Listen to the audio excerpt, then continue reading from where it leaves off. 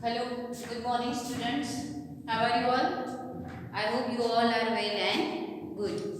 And take care yourself. Here in previous lectures we finished our chapter 8. Chapter 8 which one? कौन सा था chapter 8? तो healthy eating. हमें कैसा खाना खाना चाहिए? तो हमें healthy खाना खाना चाहिए जिससे हमारी बॉडी हेल्दी रह सके. राइट? नाउ आई होप आपने चैप्टर 8 की जो एक्सरसाइज थी वो सभी आपने फिनिश कर दी होगी. Okay, now today we start our chapter 9. What is the name of chapter? It's a shelter. What is the name? It's a shelter. So what is the meaning of shelter? What is the meaning of shelter? तो जो हमें shade देते हैं, जो हमें shade देते हैं, रहने के लिए प्लेस देते हैं, that is called the shelter. That is called the shelter. तो देखते हैं हमें कि शेल्टर हमें किस किस तरह से यूजफुल है. So let's start. Here is the introduction of our unit. So don't write in your notebook. ये आपको notebook में लिखना नहीं है because this is only a introduction. Okay. Here is we live in a house. We live in a house because हम घर में रहते हैं. हम सभी जो है वो कहाँ पे रहते हैं? तो हम घर में रहते हैं. हम जहाँ पे रहते हैं उसे क्या बोला जाता है? तो उसे हाउस बोला जाता है. तो हम घर में क्यों रहते हैं? Because it protects. Because it protect us. ये हमें प्रोटेक्ट करता है. जो हाउस है हमारा वो हमें प्रोटेक्ट करता है. तो वो हमें किससे प्रोटेक्ट करता है? So let's see here.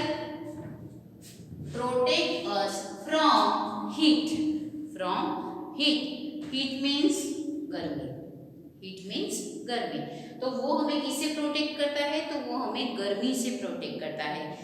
जब समर सीजन होती है तब हम मार्केट जाते हैं, कहीं पे बाहर जाते हैं, तो हम 1 और 2 आवर हो जाते हैं तो बहुत ज़्यादा गर्मी लगने लगती है. तब हम जब घर वापस आते हैं तब हमें सेटिस्फाइड होता है, रिलैक्स लगता है कि चलो आज हम घर आ गए हैं. राइट? तो जो हाउस होता है वो हमें हमें सेटिस्फैक्शन देता है, हमें प्रोटेक्शन देता है. वो कहाँ से? हीट से. देन कोल्ड, ठंड. कोल्ड में बिकॉज जब विंटर सीजन होती है तब बहुत ज़्यादा ठंडी होती है बाहर. राइट? तो हम जब घर में होते हैं तो घर में थोड़ी कम लगती है. तो घर हमें, जो हाउस होता है हमारा, वो हमें कोल्ड से भी हमें प्रोटेक्ट करता है. देन रेन, बारिश. देन बारिश. बारिश से भी घर में बारिश आती है? नहीं, बिकॉज उससे क्या होता है? तो वहाँ पे प्रोटेक्शन होता है. House is a protect for us. Heat, cold, rain and storm also. Right? तो जो घर होता है हमारा, जो हाउस होता है हमारा, वो हमें इन सभी चीज़ों से प्रोटेक्ट करता है. Okay. Now there are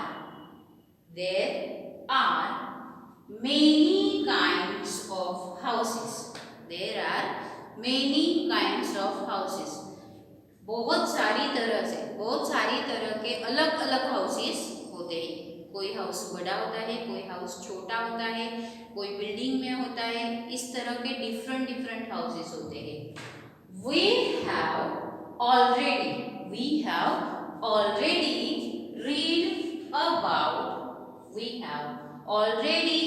read about कच्चा houses. We have already read about कच्चा houses and पक्का houses in class first.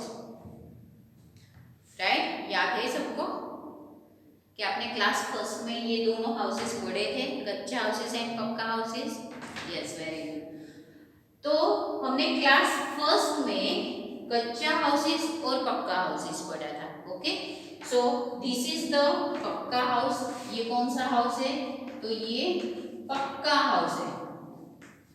And this one is कच्चा हाउस। दिस वन इज कच्चा house. So what is the meaning of पक्का house?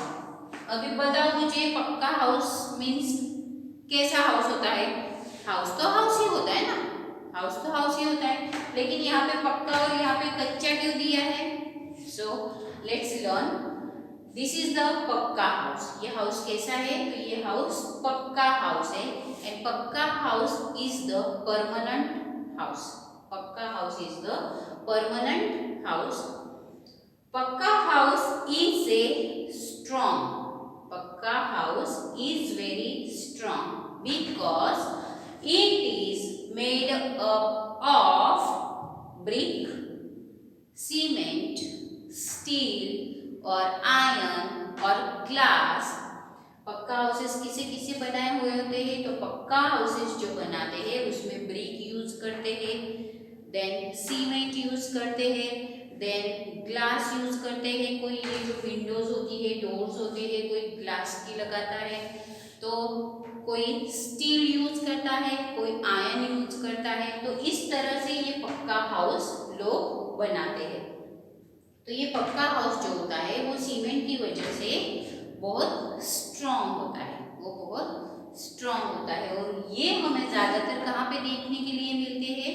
तो पक्का houses जो होते हैं वो हम ज़्यादातर सिटी एरिया में देखने के लिए मिलते हैं, वो हम सिटीज में देख सकते हैं। Okay, so got it? What is the pakka house? Okay, so next is the kacha house. What is the meaning of kacha house?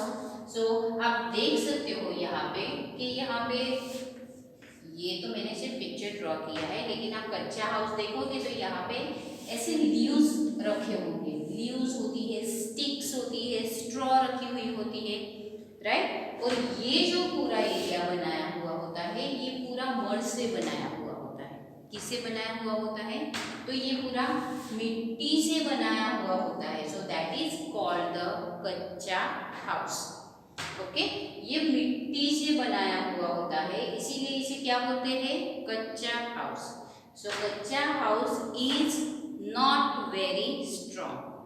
कच्चा हाउस स्ट्रॉन्ग नहीं हो सकता बिकॉज वो किससे बनाया होता है?